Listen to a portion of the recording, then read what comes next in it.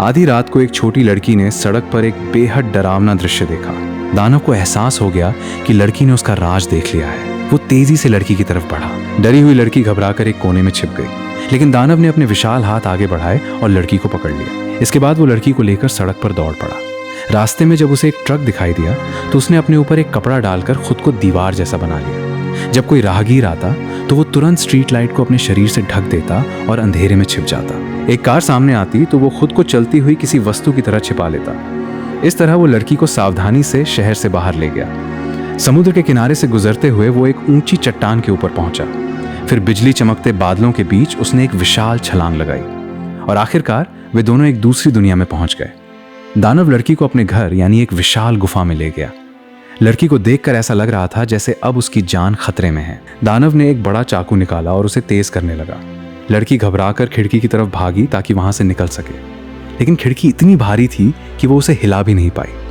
तभी दानव का पैर फिसला और वो अचानक चौंक गया। उसने लड़की से कहा, जब तक तुम्हारे पंख नहीं निकल आते तुम यहां से भाग नहीं सकती। फिर उसने लड़की को एक बड़े बर्तन में बैठाया और रात के खाने की तैयारी करने लगा। उसने लगभग 3 मीटर लंबा रसोई का चाकू उठाया और पास रखे एक विशाल खीरे को काटने लगा। ऐसा लग रहा था कि वो खीरे को खाने के साथ परोसने वाला है। तभी बाहर से अचानक जोरदार चीख सुनाई दी। दरअसल कई विशालकाय दानव नींद से जागकर बाहर घूम रहे थे। बूढ़े दानव ने लड़की को चेतावनी दी कि वो बाहर मौजूद उन दानवों की नजर में बिल्कुल ना आए, क्योंकि वे बेहद खतरनाक और इंसानों को खाने वाले दानव थे। लड़की डर से कांप रही थी। उसे लगा कि बूढ़ा दानव भी उसे खा जाएगा, लेकिन उसे नहीं पता था कि वो दानव असल में शाकाहारी था।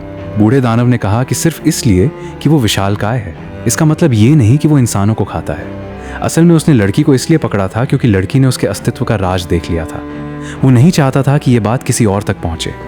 तभी लड़की को समझ आया कि बूढ़ा दानव बुरा नहीं है। उसने बूढ़े दानव से वादा किया कि वो किसी को भी उसके बारे में नहीं बताएगी। सूफी ने उसे वापस शहर भेजने की विनती की, लेकिन बूढ़े दानव ने मना कर दिया। उसने चेतावनी दी कि अगर वो बाहर गई और दूसरे दानवों ने उसे पकड़ लिया तो वे उसे मार डालेंगे। फिर बूढ़े दानव ने उसे लकड़ी की नाव के ऊपर बने एक छोटे से हिस्से में सोने के लिए जगह दी। रात में लड़की के सो जाने के बाद बूढ़ा दानव गुफा के बाहर मौजूद झरने के पास गया। एक गुप्त तंत्र शुरू करते ही लकड़ी का पुल नीचे आ गया। वो झरने के पीछे बने अपने स्टूडियो में चला गया। अंदर रंग बिरंगी सपनों की आत्माएं मौजूद थी। लड़की ने लकड़ी की नाव में मौजूद एक डंडे की मदद से खिड़की खोलने की कोशिश की। वो रात खत्म होने से पहले भागना चाहती थी, लेकिन तभी एक विशाल दानव अचानक उसके रास्ते में आ गया। लड़की डर कर चीख उठी। बूढ़े दानव ने उसकी आवाज सुनी, लेकिन उसने कोई प्रतिक्रिया नहीं दी। दानव ने लड़की को अपने सिर के ऊपर उठा लिया। लड़की को लगा कि अब वो नीचे गिरने वाली है, लेकिन जब उसकी आंख खुली तो वो फिर से बूढ़े दानव के घर में थी। असल में बूढ़ा दानव एक पेशेवर सपनों का जादूगर था। लड़की को भागने से रोकने के लिए उसने उसके दिमाग में एक भयानक सपना भेज दिया था। अगली सुबह बूढ़ा दानव अपना अजीब हरे रंग का पेय पी रहा था। लड़की ने देखा कि उस पेय के अंदर एक बुलबुला तैर रहा था। उसने पहले कभी ऐसा पेय नहीं देखा था। बूढ़े दानव ने बताया कि इस पेय को पीने के बाद उसे कभी कोई परेशानी नहीं होगी। तभी एक अजीब आवाज हुई और उसकी वजह से बाहर मौजूद कई मेहमानों का ध्यान उनकी तरफ चला गया। एक और विशाल दानव गुस्से में उनके घर के दरवाजे पर आ पहुंचा। लड़की ने मौका देखकर खुद को खीरे के पीछे छिपा लिया, लेकिन तभी दूसरे दानव ने खीरा उठा लिया और उसे काटने वाला था। बूढ़े दानव ने तुरंत उसे रोक दिया। उसने कहा, रुको, तुम्हें तो सब्जियां पसंद ही नहीं है, तुम सिर्फ बीन्स खाते हो। दानव ने जवाब दिया कि उसे सब्जियां बिल्कुल पसंद नहीं है। इस तरह लड़की फिर एक बार बच गई। कुछ समय बाद बूढ़े दानव ने लड़की को साफ करने के लिए अपने बनाए हुए स्नान घर में ले गया। उसने पानी से लड़की को साफ किया और फिर आग की गर्मी से उसके कपड़े सुखाए। इसके बाद उसने उसे इंसानों के कपड़े दिए। लड़की ने उनमें से एक लाल कोट चुना। लाल कोट देखकर बूढ़ा दानव अचानक उदास हो गया, जैसे उसे कोई पुरानी बात याद आ गई हो। इसके बाद दोनों सपनों की आत्माओं को पकड़ने के लिए निकल पड़े। रास्ते में उन्हें कई सोए हुए छोटे छोटे जीव दिखाई दिए। उन्हें कई बार विशालकाय दानवों से बचकर निकलना पड़ा। एक जगह अचानक एक विशाल हाथ ने बूढ़े दानव को पकड़ लिया। दानव ने पूछा, दिन के समय कहाँ जा रहे हो? उसने बूढ़े दानव को पहाड़ी पर ले जाकर एक वाहन में बैठा दिया और फिर उसे पहाड़ी से नीचे धकेल दिया। इसी दौरान एक और विशाल दानव 2 ट्रकों पर पैर रखकर खड़ा हो गया। लड़की एक ट्रक के अंदर छिपी हुई थी।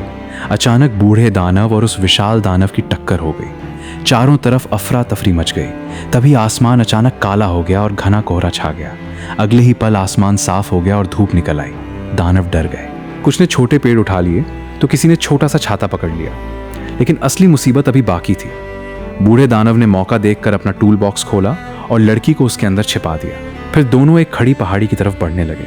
वे दिन से रात तक लगातार चलते रहे। आखिरकार वे उस जगह पहुंच गए जहां से सपनों की दुनिया शुरू होती थी। बूढ़ा दानव सीधे नीचे कूद गया। वो पानी को पार करके दूसरी दुनिया में पहुंच गया। लड़की भी पीछे नहीं हटी।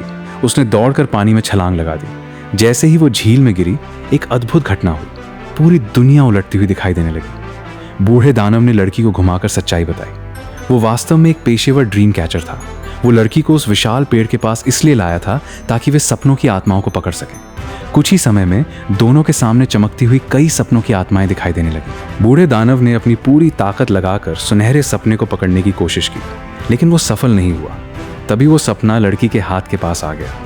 उसे एक जार में बंद करते समय उस आत्मा के अंदर लड़की की तस्वीर जैसी आकृति बन गई। अब सवाल था कि इस सपने को किसी इंसान तक कैसे पहुंचाया जाए। इसके लिए दोनों शहर की तरफ लौटे। बूढ़े दानव ने एक हॉर्न को सपनों वाले जार से जोड़ा और उसमें धीरे से फूंक मारी। नीली सपनों की आत्मा हवा के साथ एक बच्चे के शरीर में चली गई। उस रात उस बच्चे को एक बेहद सुंदर सपना आया। वापस लौटते समय बूढ़े दानव ने इधर उधर देखा, लेकिन उसे लड़की का हेयर पिन दिखाई नहीं दिया। वो अचानक डर गया, क्योंकि दूसरे दानवों की सूंघने की क्षमता बहुत तेज थी। अगर उन्हें लड़की की मौजूदगी का पता चल गया तो वो खतरे में पड़ जाएगी। इसलिए बूढ़े दानव ने फैसला किया कि लड़की को वापस अनाथालय भेज देना ही बेहतर होगा। लेकिन लड़की उस बेकार और अकेले घर में वापस नहीं जाना चाहती थी। बूढ़े दानव की अपनी मजबूरियां थीं। वो पहले भी एक बच्चे को दानवों की दुनिया में लेकर आया था, लेकिन आखिरकार वो बच्चा दूसरे दानवों के लिए परेशानी बन गया था।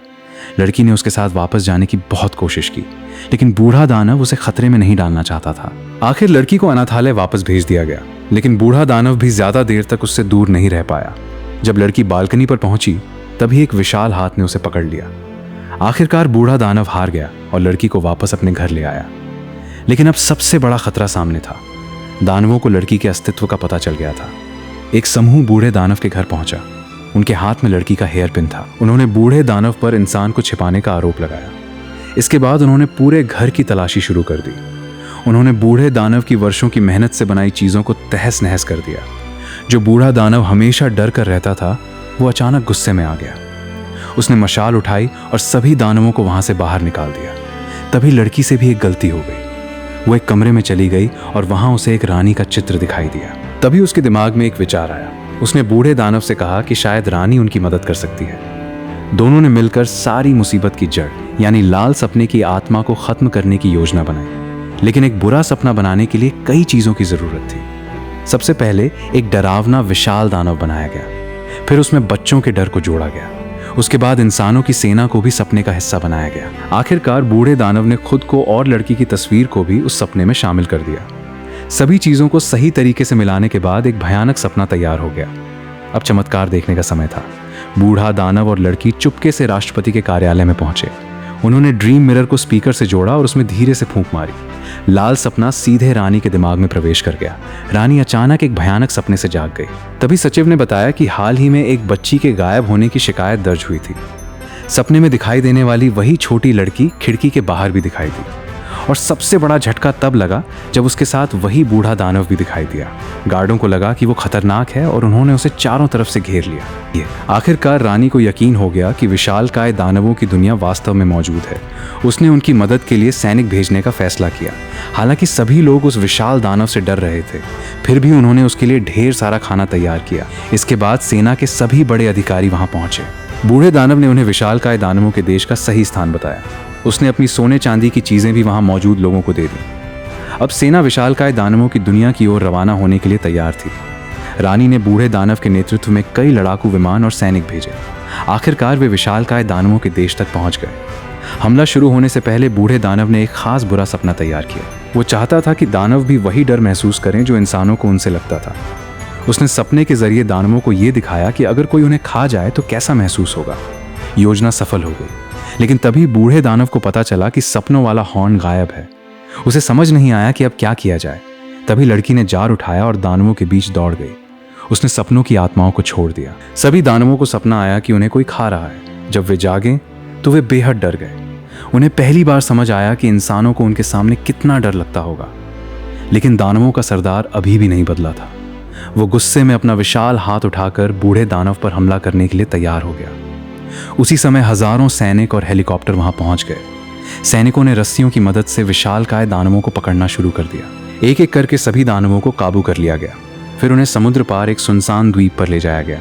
वहां उनके खाने के लिए एक बहुत बड़ा बॉक्स भरकर सब्जियां भेजी गईं और उनके पसंदीदा खीरे भी दिए गए। उन्हें साफ चेतावनी दी गई, अब भविष्य में इंसानों को खाने के बारे में सोचना भी मत। आखिर में छोटी लड़की को एक दयालु दंपति ने गोद ले लिया, लेकिन वो अपनी जिंदगी में कभी उस बूढ़े दानव को नहीं भूल पाई। वो सफेद बालों वाला, बड़े कानों वाला बूढ़ा दानव उसके लिए हमेशा खास रहेगा।